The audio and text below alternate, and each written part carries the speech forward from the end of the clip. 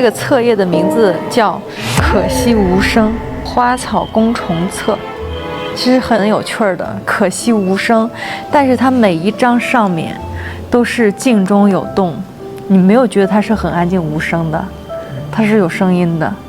整个的它的色彩非常的鲜艳明丽，然后就把大自然的一片生机的感觉给描绘出来了，应该说。你看它里边有多少种昆虫，工协结合的，因为这些动物都不是凭空你想象出来的，这你平时生活得观察多细致啊，是吧？这个是蝗虫，它的每根毛都很清楚。这是蚂蚱吗？这是蛐蛐儿，这是蚂蚱，这是蛐蛐儿。这种没有，它的头这个地方是有一块肉是可以吃的。啊？哪里？又说到吃了。齐白石的花卉草虫啊，都是他的代表作。他的2个自制的防伪钢印，你看这边这个，就能看得出来，他非常喜欢这个册页。